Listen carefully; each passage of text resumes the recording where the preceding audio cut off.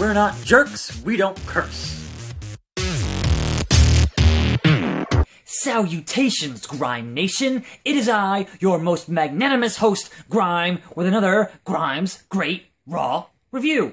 Joining me this week is my new co-host, Johan, and we are here to review for you Monday Night Raw. So let's get right down to brass tacks, yeah! Outburst on the show is Evolution, and that's Triple H, that's Batista, and that's No Pants Randy. And Triple H is here to give us another inspirational speech about how Evolution is the greatest, and it doesn't matter what happened at the pay-per-view, Evolution is the greatest, and they will continue to be the greatest. And this wasty waste of a crowd is already chanting for CM quit, and nobody cares. He was at a losing team's hockey game on Sunday night and not watching the excellent pay-per-view, which you should have been watching, and you haven't watched it, go watch it. It was great.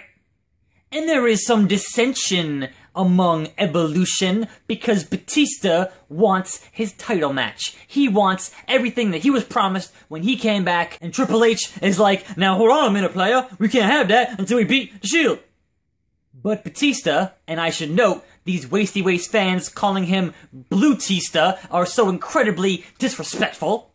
Batista decides he is going to quit and does the most royal wave possible. It was amazing. I am super sad that the Animal Batista has gotten so fed up with you fans that he is leaving. He is done once again with the WWE. He had a great couple months there from January or whatever until now. It's been great, and I'm sad to see him go, but it's your fault for making up these dumb names for him. That's why he's leaving. It's all your fault, so I hope you're happy with yourself. The first match of the night is a tag team contest, and it's Sheamus and RVD versus Cesaro and BNB.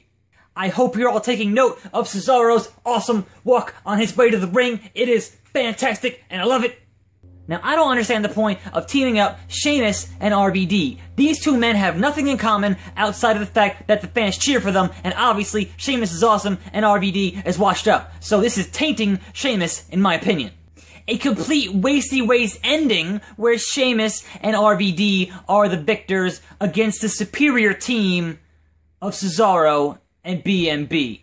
Luckily, there were no titles on the line, so it does not become a complete wasty waste. Alright, Grime Nation, we are seriously disappointed in you. Slam City was not in the top 10 watched shows this week on the WWE Network.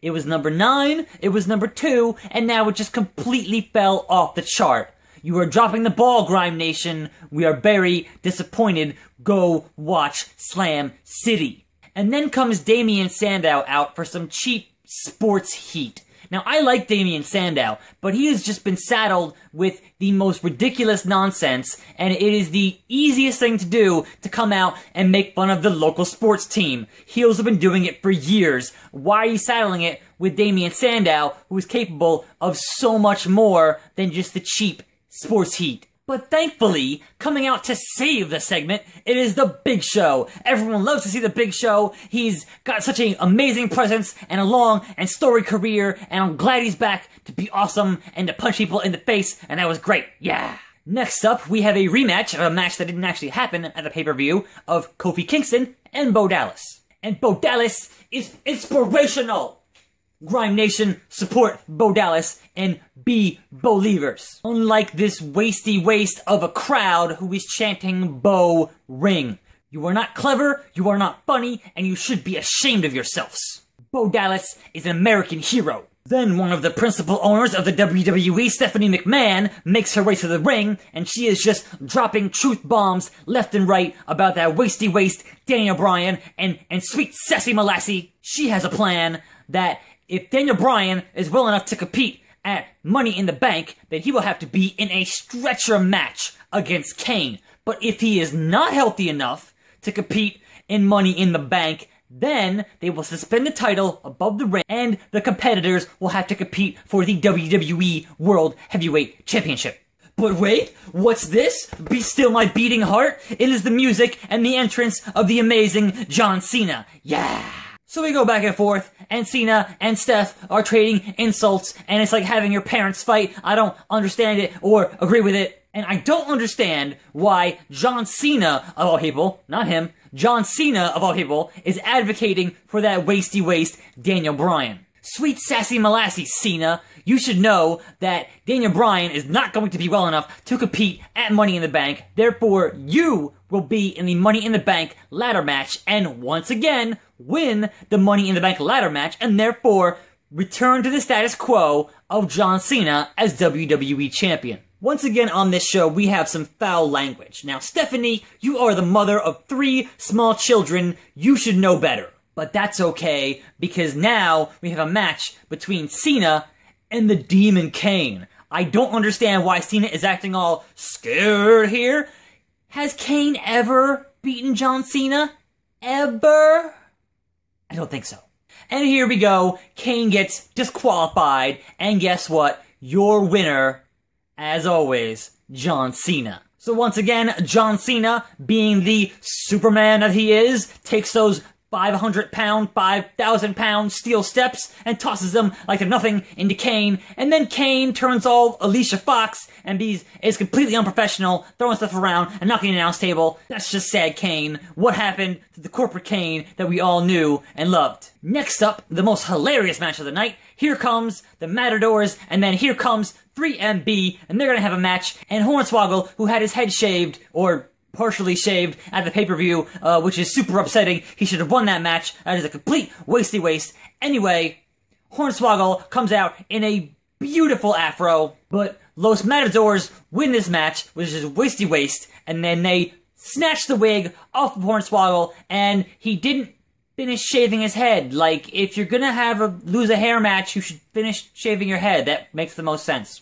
I don't know. That's okay. Moving on, we have Nikki Bella, who is somehow still employed, against Oksana and Alicia Fox. And Alicia Fox, please don't follow in the footsteps of Kane tonight, being a complete unprofessional. Can someone explain to me the meaning behind the words on Nikki Bella's leggings that say thick chick? I'm pretty sure Nikki Bella is a skinny white girl, but I could be wrong. And then we see an empty rocking chair, which means no Bray Wyatt, which means no terrible public domain song singing tonight. I am so very grateful, Grime Nation. The 2 remaining Wyatts cut a promo about their match with the Usos tonight, but who cares? Son of a biscuit eater, that doesn't matter. Moving on, we have the Real Americans, Zeb Coulter and Jack Swagger, come to the ring and cut a promo, and then here comes, once again, that drug-using, wasty-waste Adam Rose with his partiers and his lemon and his Zack Ryder in a bunny costume and all that nonsense. And this wasty-waste crowd, who I'm pretty sure is not in Chicago, is still chanting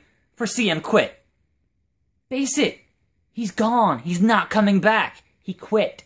And unfortunately, Adam Rose gets the victory. Wasty waste. We truck along to hour 3 now, with Harper and Rowan, the lame Wyatts, versus the Usos. And this was a hot match. There was all kinds of crazy stuff going on in this match, and unfortunately, those wasty wastes, the Wyatts, win the match. But never mind that. Here's 2 guys that are just treading water, Dolph Ziggler and Alberto Del Rio. And this match is a qualifier for the Money in the Bank ladder match. And the winner of this match, and the man who should have won this match, Alberto Del Rio, Mexico's greatest export. And match. Next match is a tag team match. And it's Goldust and a mystery partner. Is it Yokozuna?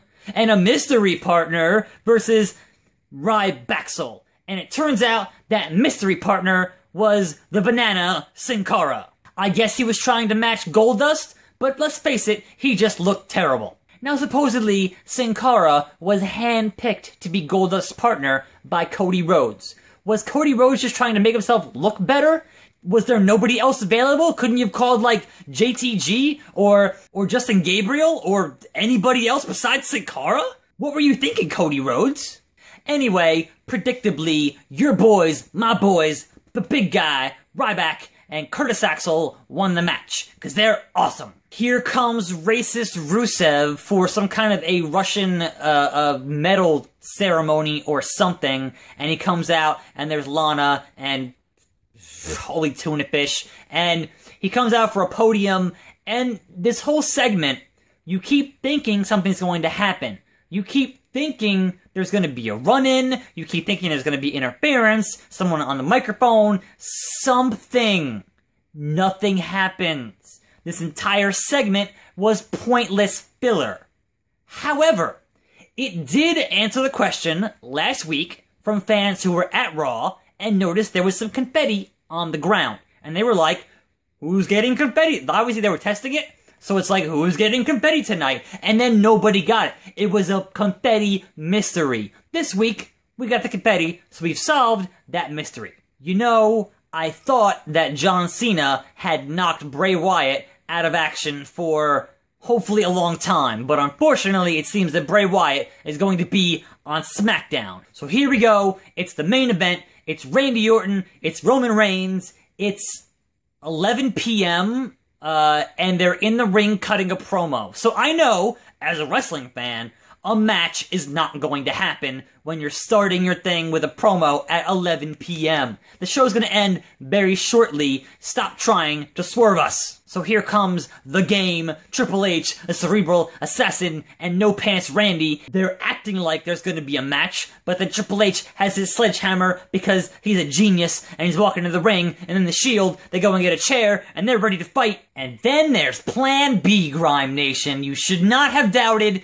Triple H's ability to be the boss and to buy people off and to win, Grime Nation. Triple H is about winning and about burying everybody else, including all of you. And so, Seth Rollins has turned on the Shield, and I guess he's a new member of Evolution since Batista quit because of all you people. Now, the crowd here was just stunned into silence. They could not believe what was happening. They could not believe the amazing awesomeness of this moment and the brilliance of Triple H to have orchestrated this moment. So now, Seth Rollins is finally awesome, and they can completely obliterate the rest of the Shield. And I don't know about you, Grime Nation, but I'm excited that Seth Rollins can finally get that dumb blonde out of his hair and get a professional haircut. So that's gonna do it for me and Johan here for another Grime's Great Raw review. Let me know what you thought, Grime Nation, of this episode of Raw, and I will see you next week. And I might put up more videos this week, so stay tuned. I'm not sure yet. I have to find something to make